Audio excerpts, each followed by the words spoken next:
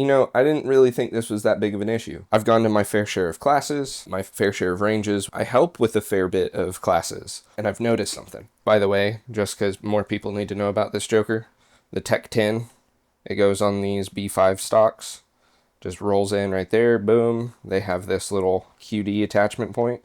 It's mind-blowing. Oh, I will probably never go back to another one if I have a rifle stock on it. Tech 10, go check it out. It's awesome. Anyways, no, I don't have any affiliation with them. They don't know who the heck I am. So here's my two primary 5.56 guns. All right, this one, very standard. Red dot, light, no pad, just but I do have this cap on here. And I have my sling stud. Foregrip, nothing crazy on there. This one, on the other hand, I have everything you can think of. I don't really have a reason why. Just, I have it. I like it. I do have night vision. That is one bonus. I don't really understand why people throw in on a laser when they don't have night vision. I actually talked to multiple guys who have lasers on their guns, and I was like, do you guys have nods? They said, nope. And I was like, okay, maybe they're just saving up for it. You guys getting nods soon? And they're like, nope. And I was like, you getting nods at all? Nope, not planning on it. I'm like, so why'd you spend money to get a laser on it? This isn't for, I'm not spending the money on this to look cool, right?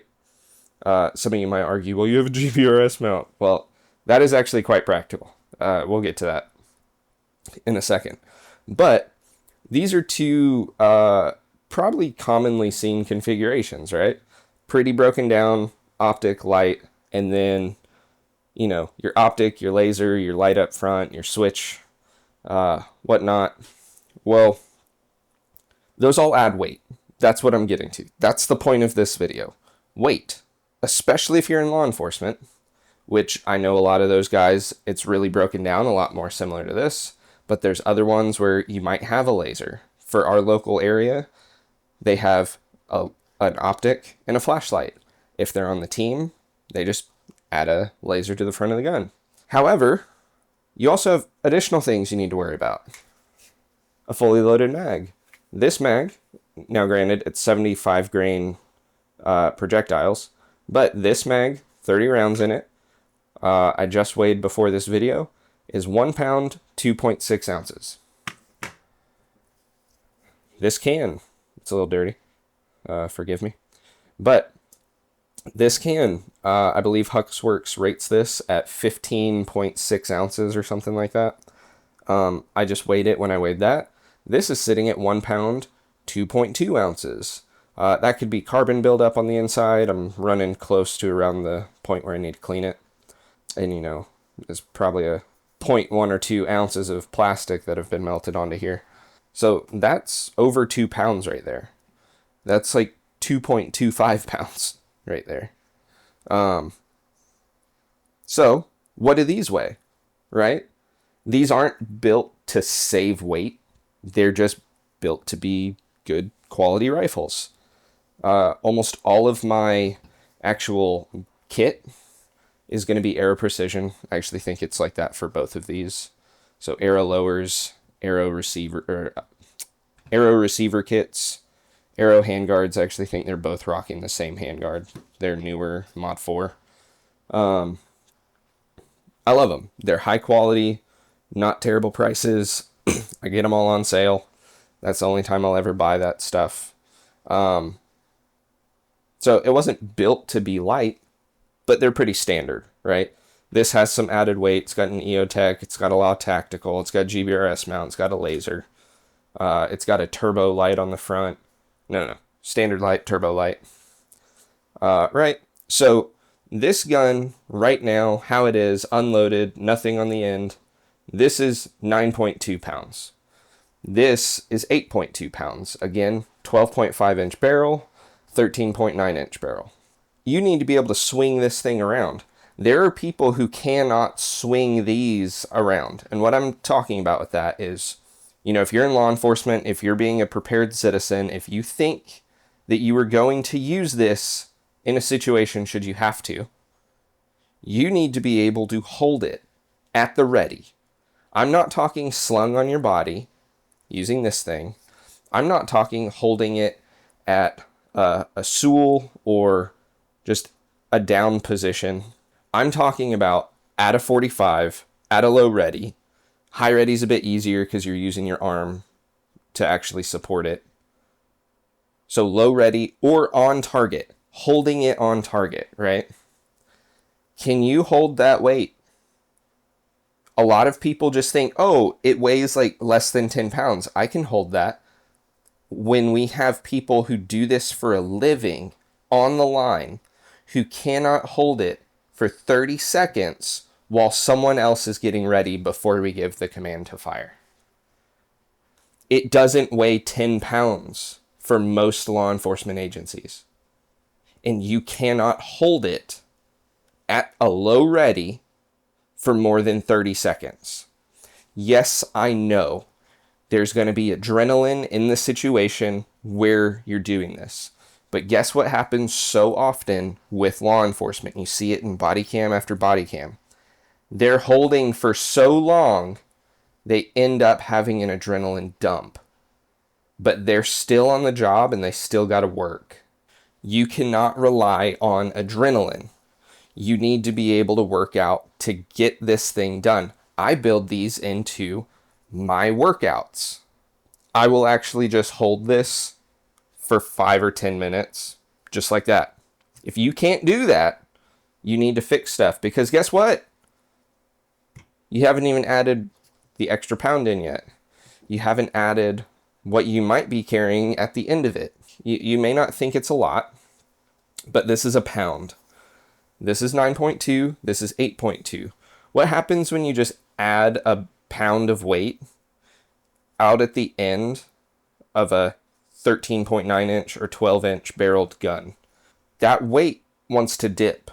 So now you're adding a pound to the front of it, and now you're also having to hold it up. If you can't do that, you need to work out. You need to build up grip. Go get a gyro ball. I'll put a link in the description. They're like $15 on Amazon. No, it's not an affiliate. I don't get anything back. Pretty straightforward. You wind it up until it stops. I can't make it go anymore. You hold it in your hand. There's multiple ways you can hold your arm, but the basics of it are you let it go, and you have to use your wrist to actually get that thing going. Okay? Once you get it going, you'll feel it. It'll light up. Try and get it to where you're just rocking it with your wrist. You know, there's a lot of different ways of doing it. Holding your arm straight out, holding it down like this, holding it out to your side, fully extended will help your shoulder. There's a ton of different ways. Don't do it for longer than a minute per side, per day. That'll help build up your forearm, your shoulder, depending on how you hold it. It'll help your grip strength. It'll just help a ton. That's one way of doing it. Go do some push-ups, right? You got to do push-ups, go do push-ups. You already have to hold this, and you already have it. Clear it out, make sure it's safe. However, you do need to find a way of getting that weight there. So I don't care if it's literally strapping weights to it that equal a fully loaded mag. Finding, I know some companies will make dummy or snap cap type things that have true weight.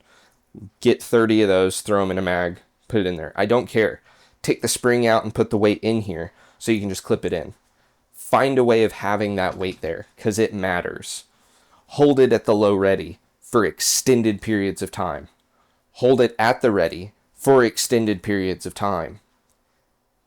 They're tools, and they're only effective if you can actually do it.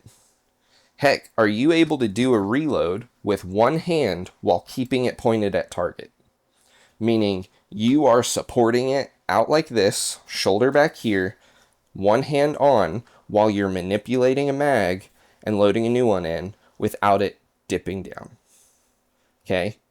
That is an actual thing that sometimes has to be done.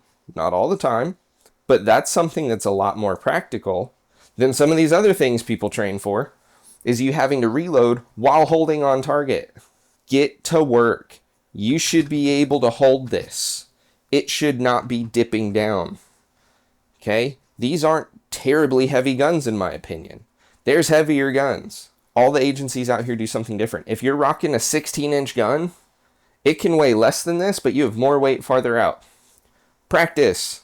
Get to work. I know the U.S. Marshals run these. All you guys need to be working on those guns. Build up the muscle.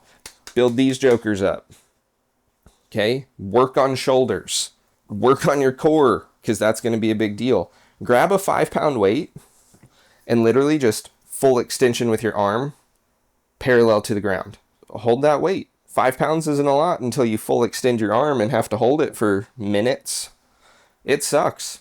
Like, just, you got to do it. You got to do it. If you can't hold this gun up for minutes at a time at the ready, you're not ready to actually use it. Get to work, work out, hold this crap there.